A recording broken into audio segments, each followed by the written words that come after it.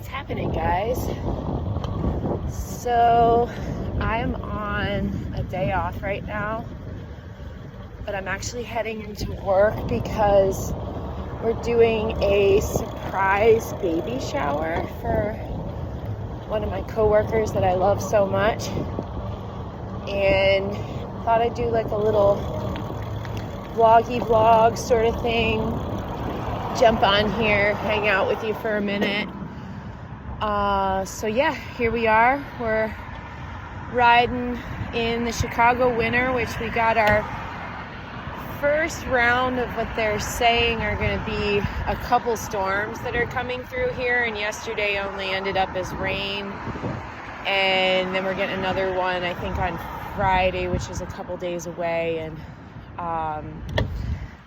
but we've had a very mild winter, and I've had the ability to ride my bike pretty much all winter long, and I'm super stoked about it because I love it so much. So let's come up with something to talk about today. I definitely didn't think about this ahead of time, so we're going to be coming up with it on the fly here. Let's think about this. I'm going to adjust my camera kind of. I know that this angle is not the best, as I'm like, you're like looking up my nose almost. Okay, let's focus. What would be a good topic for today? We've already done like starting over again after kratom addiction. Let's talk about tapering more, because I have got a lot of questions over the year going on. I don't even know how long it's been that we've had this channel, a year and a half or something. I've had lots of questions, and I made a video about it, and I don't think that I really like necessarily broke it down completely, so let's keep talking about that today. Let's keep talking about tapering. What do I mean by tapering? So there's a couple ways to quit kratom. One of them is to quit cold turkey, which means to just like stop taking it. And tapering means to gradually cut down our doses. And then the end goal is that when we get to an amount that we see fit, a smaller amount than we see fit, then we make our final quit, our final jump from there. So there is, I found just through my time in the recovery community and my interactions with everybody, there is not a like one size fits all when it comes to quitting kratom and quitting any substance for that matter. And how it's gonna look for me is probably not how it's gonna look for you. And that's why I wanted to, as we're getting started with this new topic, I wanna like talk about that more, because what I did is very, I wouldn't say like unique, but I did it kind of in my own way. Because keep in mind, I always talk about this, keep in mind that I had no resources when I quit kratom. I was just basically like winging it the whole way. There were resources there, but I just wasn't tapped into them. I didn't even research anything really. I just knew I was taking a crap ton of kratom, and I knew that I had never really had any experience with being that physically dependent on something before. And I just honestly was like kind of learning as I went. And after time has passed and I look back on that experience, and then I've done the research now, I can see like, okay, this is how it could have been easier. This is what I liked about what I did. So let's break that down a little bit more. And I'm gonna go ahead and plug as well. There is a video on our channel here called Tapering Kratom, Tapering Down from Kratom or something like that, where I go into just it's on kratom.org's website about like a tapering guide is what I went over. And actually I realized that I kind of messed up how I was explaining it because I didn't really understand it when I was reading it, and I kind of didn't explain it as clearly as I would like to. But I'll go ahead and plug that video and also direct you to kratom.org's website to check out their taper guide. And the thing though with that tapering guide is that, and what the goal is for a lot of people with tapering, is that you shave a certain amount off of your doses each day.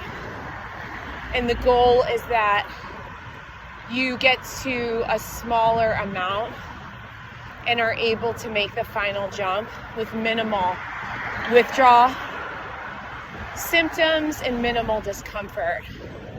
But for some of us, that's just not the reality. And for me, because I was at 40 to 60 grams per day at my highest, which is, like I said, a crap load of kratom, I definitely had to take another route, because if I would have gone the route of just shaving small amounts off, I probably would have continued on kratom for a lot longer than I wanted to be on it. So the way that I approached it was I literally cut my dosage in half on my first cut. And what that meant was I went down to 21 grams per day. And so, like I was saying, like 40 to 60 was what I was at my highest. And it averaged mostly on around 40. And then I would have a couple days, or I would have odds and end days where I would take a dose or two more. And so that's where I would get up to that, peak number of 60. And so for me, why I cut down to 21 grams per day on my first cut was because I wanted to get it to an amount where I was able to break it up into reasonable dosage sizes a certain amount of times per day. And actually I think it was 28 grams. I gotta look at my notes, and I apologize if I got it screwed up. Hang on, let me let this car pass. Might have been 28 actually. Yeah, I think that's actually what it was, because I would take 4 7-gram doses. Yeah, it was 28, my bad guys. Forgive me, it's been like 4 years since that went on. Actually, no, 5, because I started tapering a year before I actually quit. So that way I was able to have a manageable amount that I could then work down, from there. Because the way that I was doing things, I was just taking it whenever I wanted to, and basically taking as much as I wanted to. And so, needless to say, that first cut was freaking brutal, man. It was full-blown withdrawals, full-blown, insomnia, panic attacks, the zaps, and the brain zaps, and the body zaps and shaking, and it was rough, man. But it regulated in a couple weeks. And I tell you guys all the time that, you know, no matter how great the discomfort is, I hope that we can find a small amount of peace in the knowing that it's not gonna last forever. And honestly, y'all, like, it was those times for me. It was those, like, you know, teeth chattering, shaking, covered in sweat in my bed, not sleeping times that really helped me to grow as a person. And I feel like the physical aspects of the withdrawal process, that there is purpose in that, there's benefit to it, and there is beauty in it. And that may seem crazy, but like the way that I look at it is that, you know, it's like a battle. And when we are feeling like we're feeling everything so much, we're feeling that pain, we're feeling that discomfort, we're feeling that suffering. And it's through these battles that we then are able to have victory and we're able to have freedom. And it's like, you know, we basically fight for our freedom, you know? Hang on one second. Hey, so I'm actually pulling up to work. We're gonna continue that concept. I think it's really cool about these battles that we fight for our freedom. We're gonna pick that up, but we're actually gonna go in. I gotta pick up some stuff for this little party and make a fruit plate and decorate the room that we're gonna be in. So we'll probably pick up on that conversation when we're done. All right, see you then. Hey guys, it's a couple days later since where we left off. We got our first substantial snow of the year, and there's a lot of wind, hence the big waves on the lake. And Peanut and I are enjoying the snow. You ready to go? You ready? Let's go. Let's go. She always gets like pouty when I start filming, which is so funny. She knows what I'm doing and she knows that the attention isn't completely on her. You ready to go? Let's go. But I wanted to pick up with where we left off as we were heading into the baby shower and having that conversation as we were riding down to the store. And the baby shower was so awesome. I absolutely love giving gifts to people, you know, doing parties, surprise parties, all that kind of stuff. I just love it so much. So we had a great time at that celebration together. And where we left off was we were talking about the battles that we fight in our addiction and our recovery process. And I wanted to pick up on that thought. And so, like we were saying, like we were equating the different struggles that we go through while we're in addiction and recovery to battles. And like, let's explore that a little bit further. You know, when I was in my final quit, there was a very pronounced, oh, I hear a beagle over there. Can never mistake a beagle howl. There was a very pronounced battle that I was fighting when I was in that final quit. And as I was going through also my tapering process, which is what we're going to be focusing on as well in this video that we're doing, this vlog that we're doing, is tapering as well. Every time that I would cut back on my doses significantly, or even in a small amount, there would be a battle that I would be fighting. And hang on, let me, as you see the camera kind of going wonky, I'm putting my hand back in my glove. So, you know, there was a fight that was going on. There was a fight going on for my freedom, basically. And it was a very real, very tangible, very palpable feeling of battling through the withdrawal symptoms, battling through the discomfort, battling through the suffering, battling through the pain. And I like to look at it that way because, you know, for me, when I was able to see, you know, there's some wars that are fought that are not for the right reasons. But the war and the battles that we fight for our freedom are for one of the best reasons, you know, possible.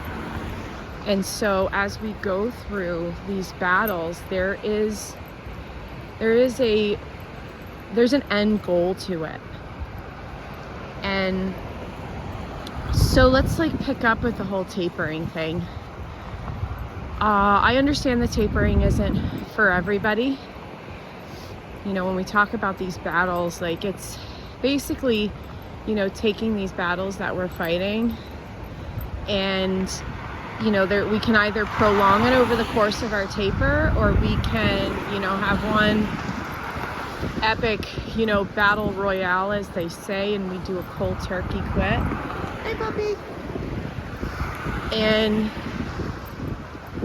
so for some people, tapering is not possible. For some people, you know, let's be real, and I'm not trying to flex here because it's not my intention, but it takes a lot of discipline and a lot of self-control to taper. A lot of times it's not possible for some of us. For some of us, just doing the final quit and having that one really epic battle is better than dragging it out over time. I talked about in the beginning of this video too that for me, like, I didn't have any resources. Let me correct that. There were resources out there, but I just didn't know about them. Like I was saying before, I came from a place of, you know, basically not knowing that kratom was even bad to begin with. And so a lot of the information that I found when I was researching kratom was pro kratom. And so, and you know, I've talked about this before and I'll share it here, that I've been watching that channel. I haven't looked into it recently, like in the past couple months, but I have watched the channel Psyched Substance for I don't even know how long, like way before my kratom days, because I was all into like psychedelics and junk like that. So I would watch dudes' videos about that. Come on, Peanut. But when I started to like look into kratom, sorry, Peanut's having her last little salads before the deep freeze comes in and kills it, because we have a severe Arctic freeze coming through over the next few days, so it's going to be like high of 0, I think. So I'm going to let her get her salad in. And sorry, we're by the road here, as you can tell, so it's going to be a little louder. But when I started hearing about kratom, like I started looking up stuff about it, and it was through Psyched Substances videos, it was through other pro kratom videos, and through looking it up online and going to kratom.org and, you know, all these pro kratom sources. So I didn't know that kratom was even like more addictive than coffee until I was well into my addiction, until like I was like into going into my second year, like I still thought Kratom was harmless for the first year that I used it. And it was when I saw a video that Psyched Substance made, and I was, like I said, about going into my second year of my addiction. And I had noticed on my own before seeing this video that things were starting to get really dark and things were starting to get really weird, and I was starting to lose a lot of weight, and I was starting to see a lot of damage in my life from this Kratom addiction. I was seeing how much I needed it. I was seeing how like things just started to literally fall apart in my life because of the choices that I was making when I was on Kratom. My relationships were falling apart. So I had started to see some things starting to go dark and weird, and then dude puts out a video that was called something to the effect of, I was wrong about Kratom. And he started to, this was the first time that I had ever heard anything negative about Kratom. He started to talk about how addicted he was to it, and he was starting to talk about how he was seeing some of the negative effects in his life.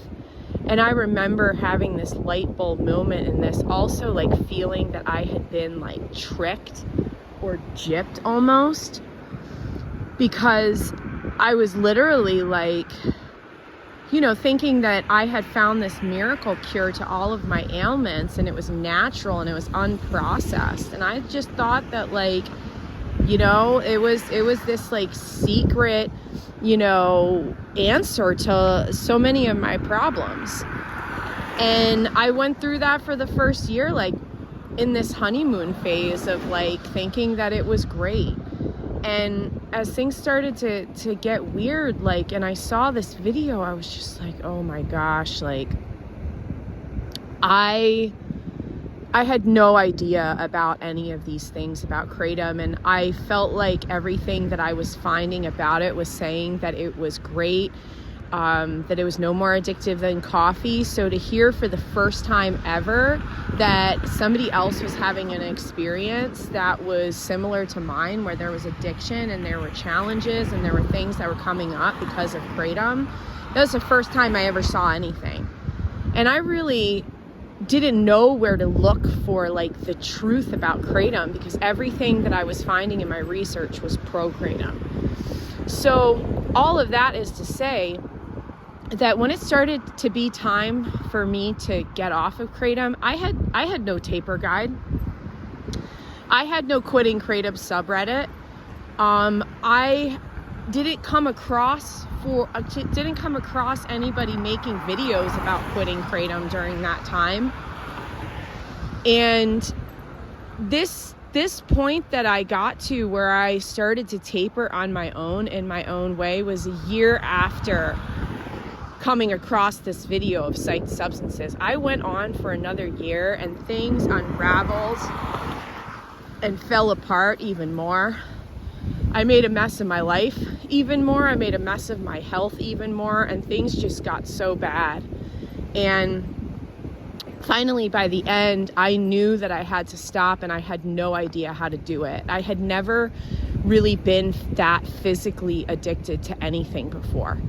And so tapering for me was an interesting process. I shared, you know, the way that I went about it, and I wouldn't recommend that for everybody because, like I was saying, the cuts that I was doing were extremely large. And you know, hey, if that works for you like it did for me, go for it.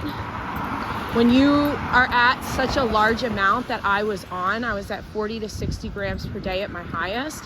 If I would have done little tiny cuts over the course of, you know, however long, it would have taken me years to get off of it. And I knew that I didn't have years to spare in the addiction any longer. So I want to start talking more about, like, you know, I got into how I tapered and the amounts that I did before. I want to talk about how I was feeling now. Wait till this person runs by. Whenever I'm on the street talking about this, I kind of pause when somebody goes by, because talking about tapering from Kratom isn't necessarily what I want everybody to hear. So how did I feel? I talked about it. When I did those big cuts, straight up, I was in full-blown withdrawal. And it sucked, and I felt like crap, and I dealt with the physical aspects, I dealt with the emotional aspects, which were the hardest things for me. Like, I can handle pain, physical pain, but for me, it goes beyond anxiety. It's like the deepest fear I felt when I was cutting back on kratom, and then when I quit, because everything in my brain was an absolute mess. My brain was not able to regulate itself neurochemical wise, so everything all the neurochemicals that I needed to feel peace and to feel contentment in the knowing that things were going to be okay were just all out of whack. So it ended up where I just was in this state of complete fear, and this feeling of like, I felt like I was hanging on by a thread, and if that thread broke at any moment, that I didn't know where the bottom was. I didn't know if the feelings were ever going to end. I share this. I'm not sharing this to scare you. I'm sharing this to let you know that it does end. And that's what I learned through the process of tapering. And that's what I learned through fighting these battles, through my addiction and my recovery process, because I was able to get to the other side. I fought for my freedom, and I was able to be victorious, by the grace of God, really.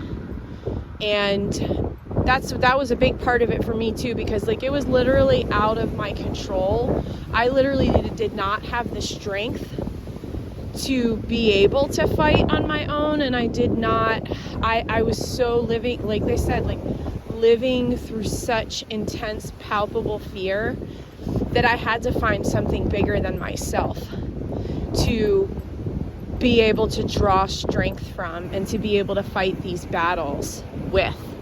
And that only for me came from God. And if you're not down with God, if you're not down with faith, like I say it all the time, I totally get it.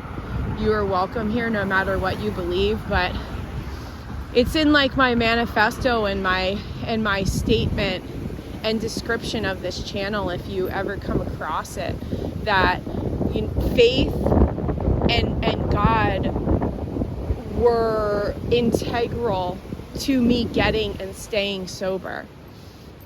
There's a reason why in the 12-step program, the first step is to find a higher power and to surrender to it.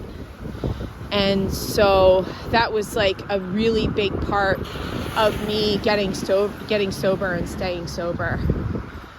But moving forward, the tapering thing was, no matter how uncomfortable it got, I stuck with it. And that's what's really important with tapering that I wanna shout out right now, is that it can be really easy when we're fighting these battles and when we feel like absolute crap to go, I want to take a little bit more kratom to feel better. And that's where, fighting for our freedom and also self-discipline comes into play. Because I've talked about it, and as I've talked with some of you one-on-one, I talk about how if you need to stay at a certain amount, if you just did a big cut a week or 2 weeks before, and you really wanna stay diligent on your tapering process, but you are not feeling good and it's taking you a moment to catch your footing, there is nothing wrong with staying at that new amount for as long as you need to be on it. And because here's the thing, let's go this way, Peanut. Here's the thing, is that if we go back, if we say, all right, this sucks, I want to take more, what's happening is we're going backward.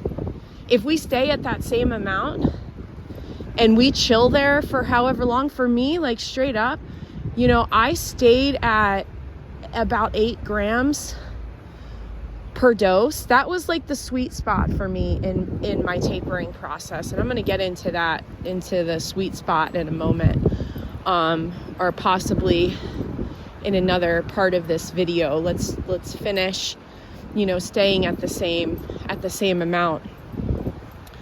For me, I stayed at between 7 and 8 gram doses, because I stayed at eight. What was it? 3 times 7, 4 times 7 is 28. Yeah, it was 7. It was 7. I stayed at 7 4 times a day for probably 3 to 4 months. That was after that initial cut. You know, I talked about how I basically cut everything in half at first, because I was at that 40 to 60, and that first big cut that I made, I basically cut my doses in half, my total amount in half. And so I was at 4 7-gram doses per day. And I stayed at that amount for 3 to 4 months. I'd have to look at my journal to confirm the specific amount because it's been so long since then. But I found that after doing that huge cut, I needed to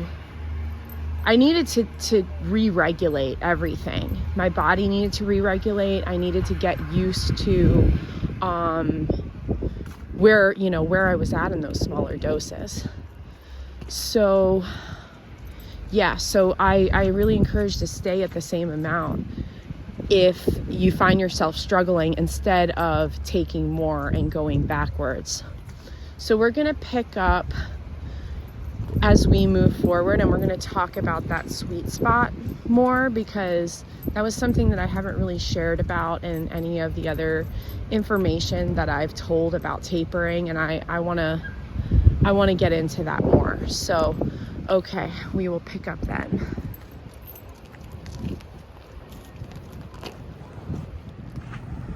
What's up, everybody?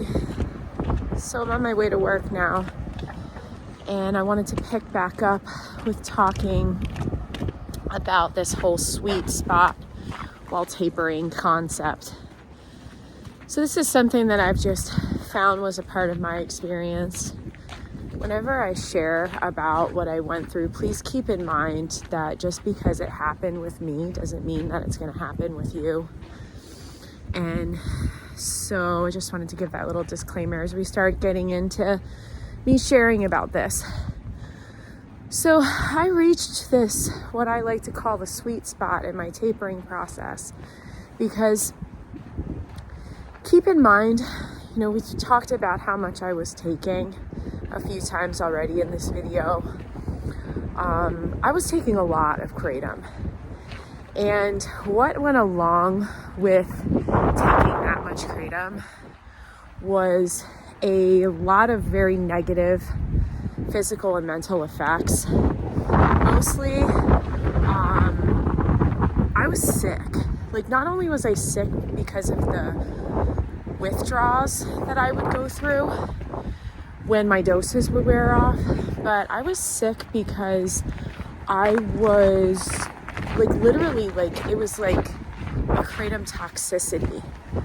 And because, you know, that with that amount, and then like keep in mind, I was, you know, super underweight, and that was adding to the negative effects of everything. And so at that very low weight, when I was taking that amount, like my eyes would be like wobbling. And as some of you probably know about, when you take too much kratom, it's like your eyes are like literally wobbling in their sockets. You can't really focus on anything. Like focus meaning like you can't like really look at anything because your eyes are just wobbling around. Run across the road here. And I was just sick, man. Like I would throw up. I would be like super weak.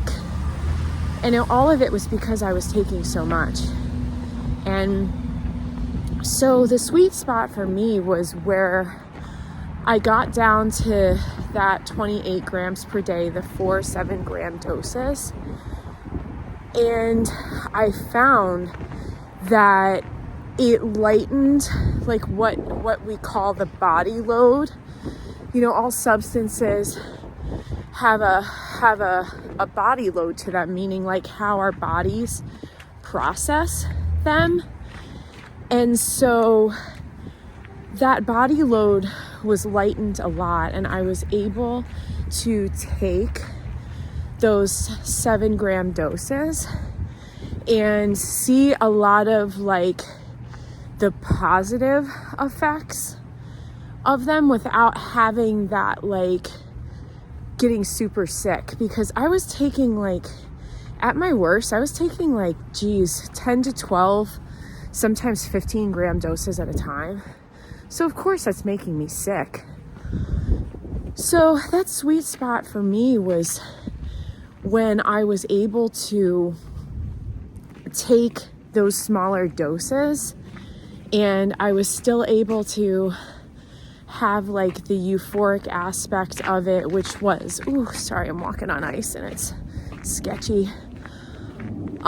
Which was the main reason why I even used Kratom to begin with, was because of that euphoria that it provided. But I've actually heard that some people don't get that from Kratom, and I think that that's good, because for me, that was the main reason why I used it. So I was able to have that like euphoric aspect to it. This was also, and this could have played into, actually having these positive effects, that I was able to, when I cut back to those smaller doses, I was able to eat more. And that was part of my tapering process, and the mission that I went on was to gain weight before my final quit. And so when I was tapering, I would force myself to not take Kratom on an empty stomach, which was how I always did it before. And I would also force myself to only dose after meals, after having a full meal. Like I wouldn't wake up and just, I wouldn't just like dose on an empty stomach. And then also I would only take my Kratom doses mixed in with protein powder.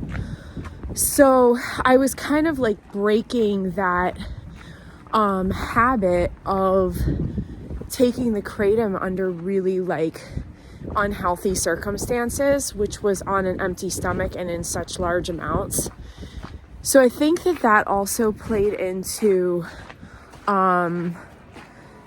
things being better during that time, and that sweet spot that I'm talking about being reached.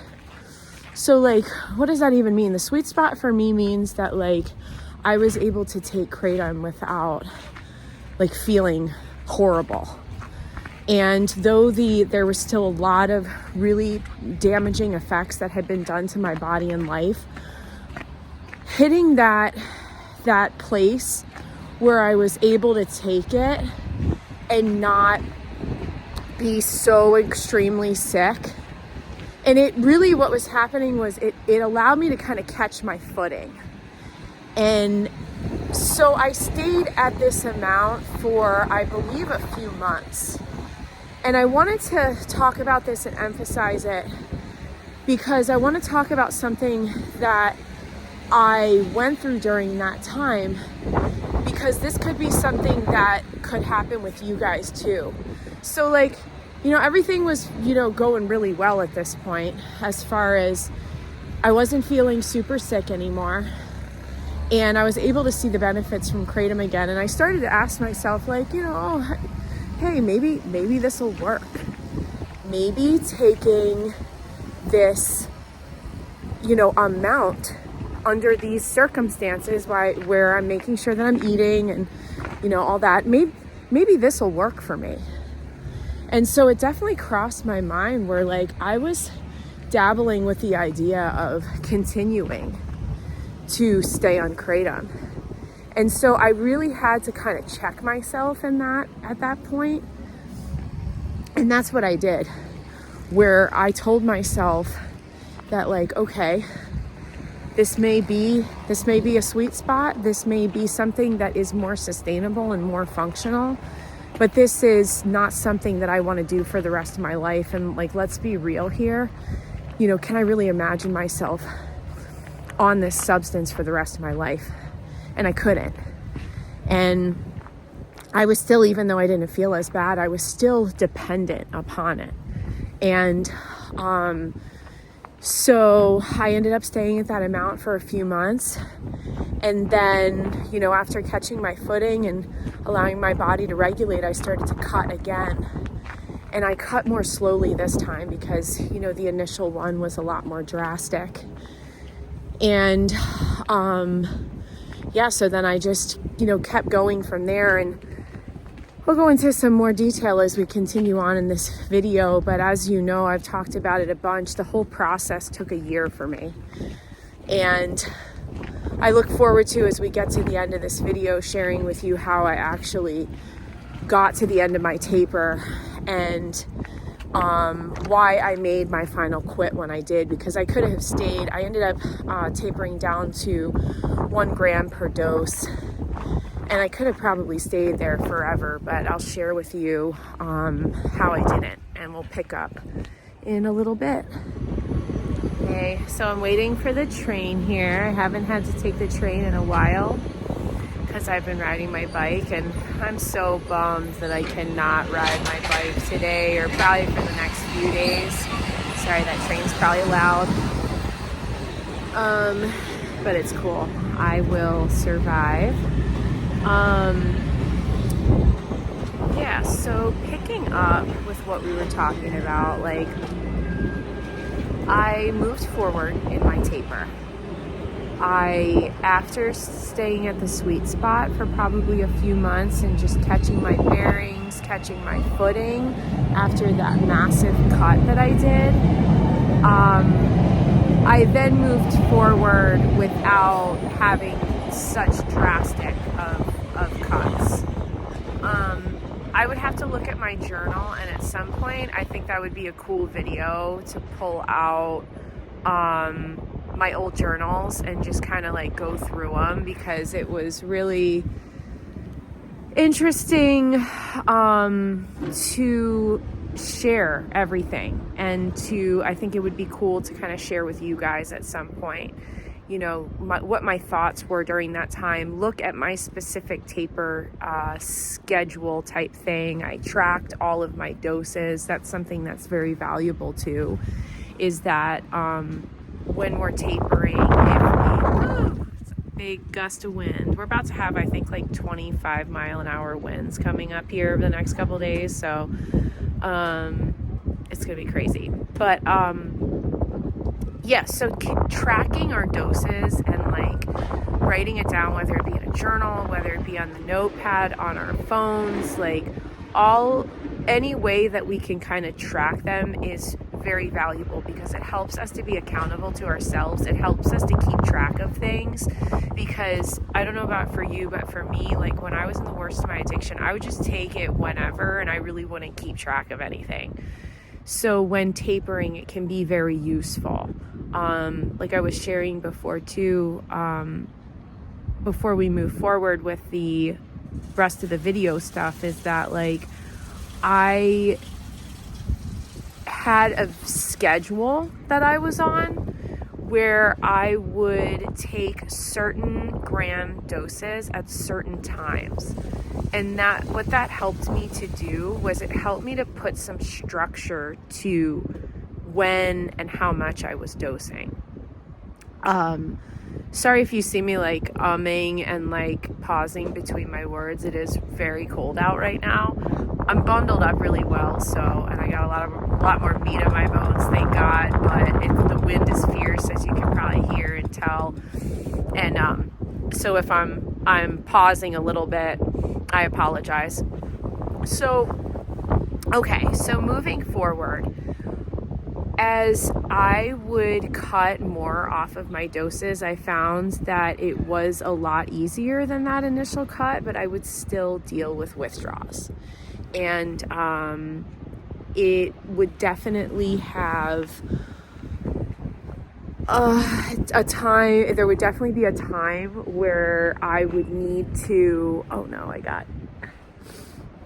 I have grease on these gloves because I had to fix something. You can see it. I had to fix something on my bike the other day, and I had my gloves on, and I just wiped my nose with it, and I had grease on my nose.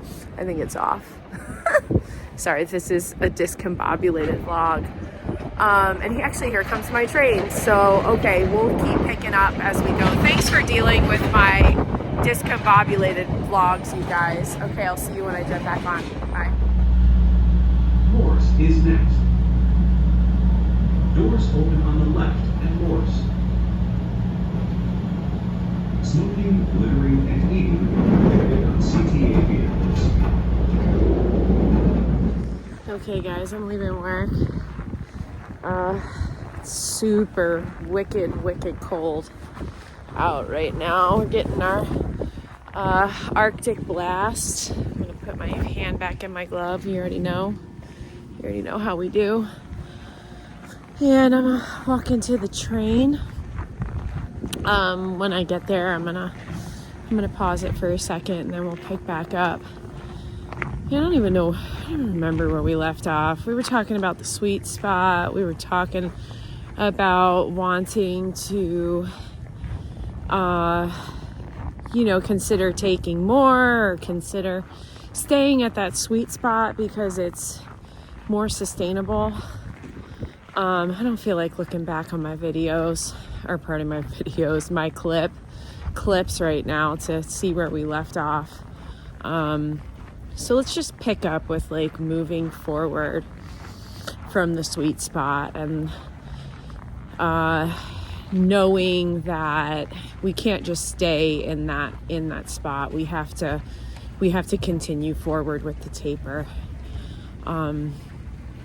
So let's pick up there. So I probably was saying before that as I continued on, I would cut less off of my doses,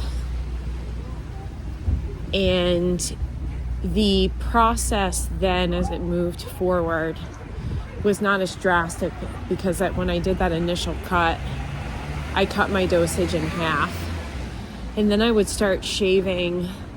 It depended how much I would shave off from time to time.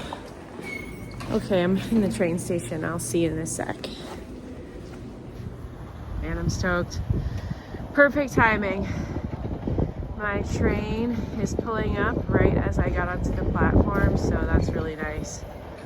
Probably am not going to be able to talk about this on the train, so I'll see you next time I'm able to start talking some more.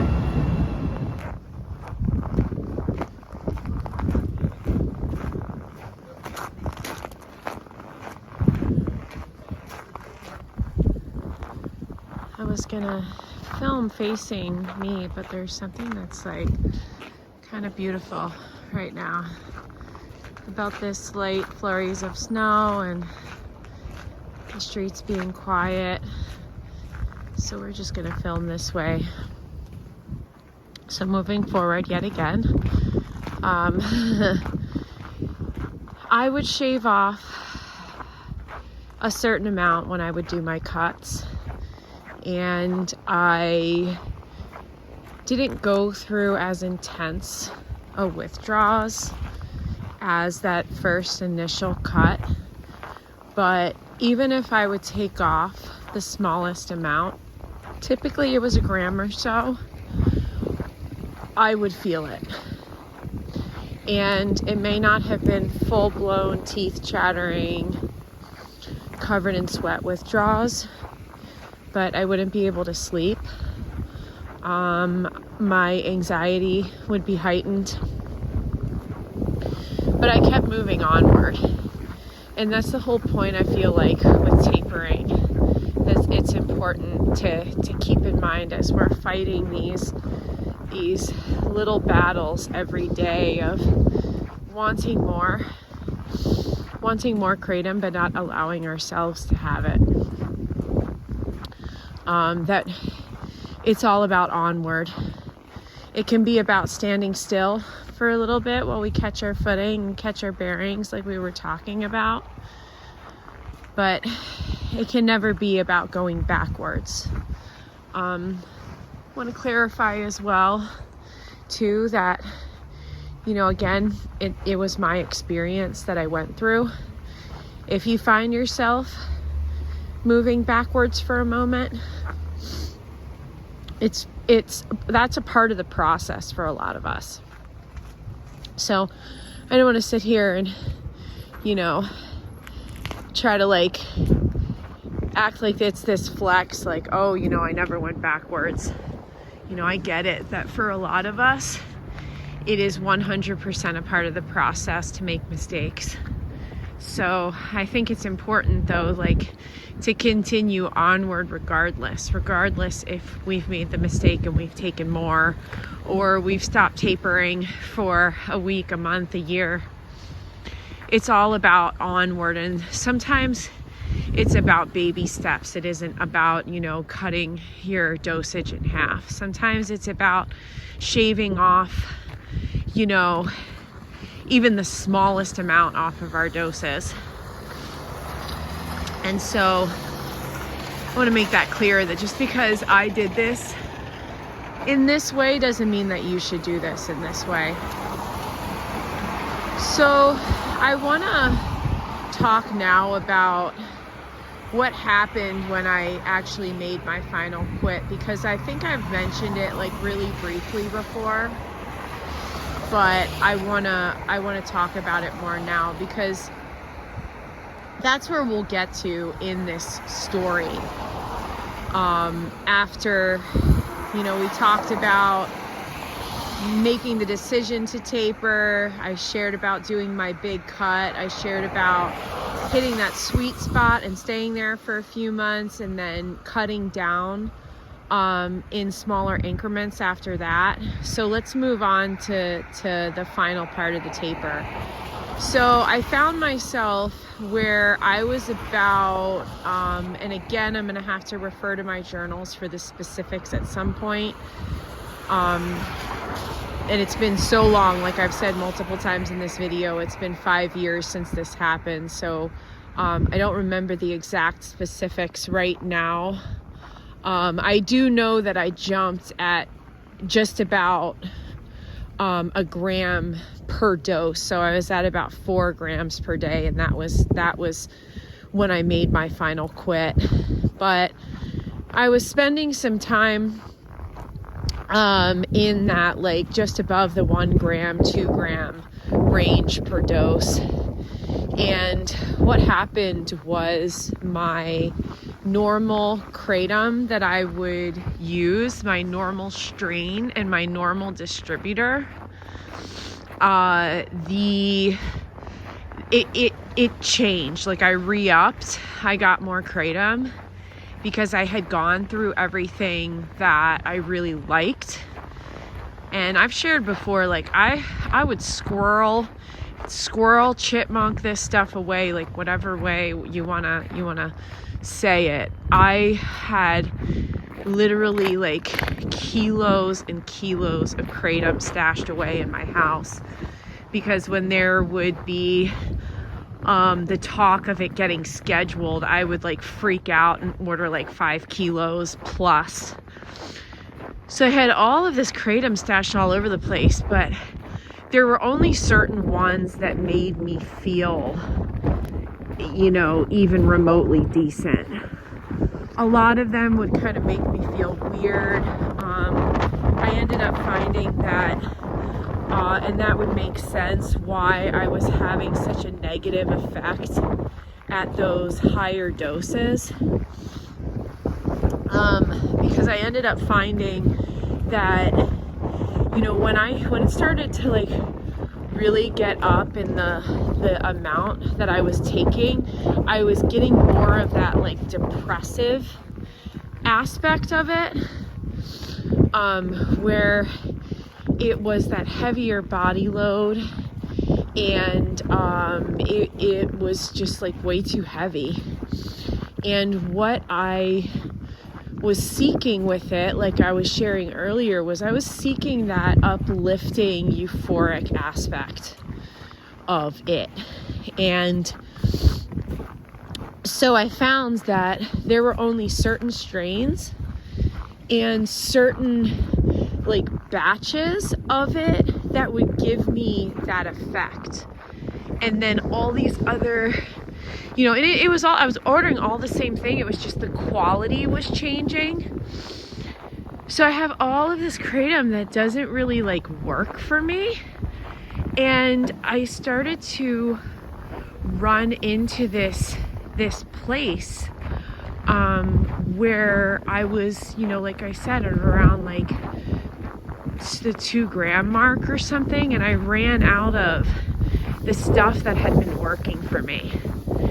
And I tried ordering the same strain and from the same distributor that I had always gotten it from. It didn't work.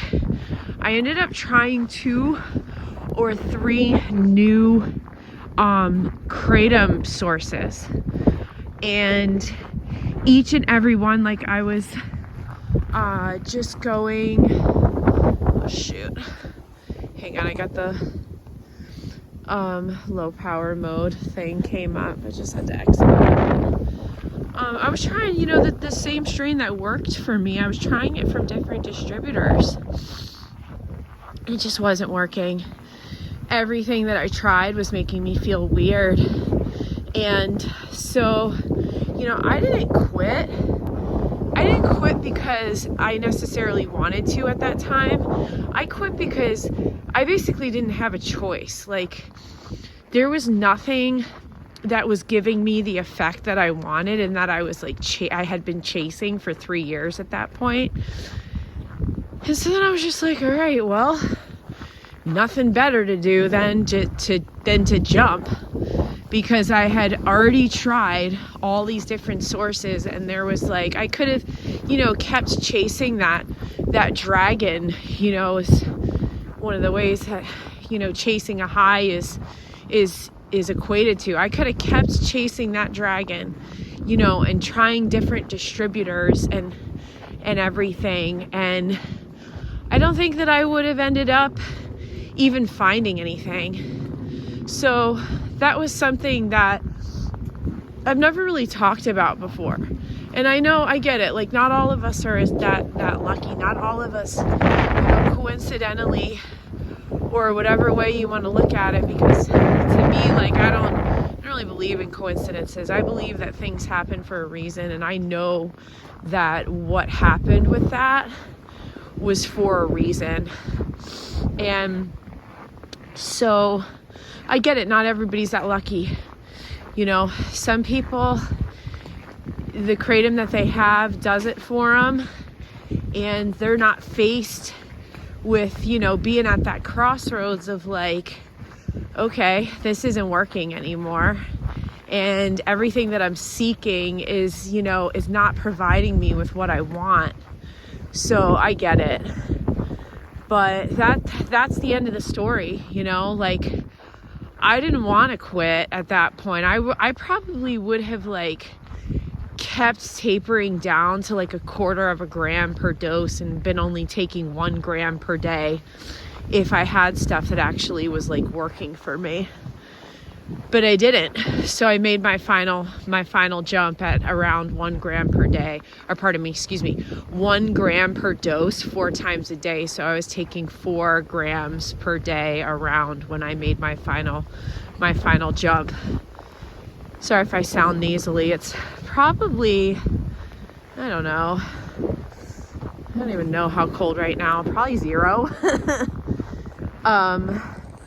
So yeah, if you hear me like getting like stuffy sounding, and my hands are freaking freezing from holding up this camera out in the wind basically. So we're gonna start to wrap it up here. We'll do a conclusion as the final part of this video, but like, you know, to wrap up what we're talking about now, you know, that's my in-depth recounting of my tapering process, broken up into a bunch of different clips in this discombobulated vlog. There's a lot more to talk about, though, believe it or not, in this process, and I know it's something that a lot of you guys are wondering about. You're wondering, like, you know, okay, I'm on Kratom, I can't see myself cold turkeying, I have a family, I have a job, you know, I can't handle doing a cold turkey. And so tapering is something that a lot of you, I feel like, are toying with the idea of. So this is just a free form way of telling you my story with this. And if I could have gone back and changed anything, would I have? No, I wouldn't. I think that each part of my tapering process was extremely beneficial for me in my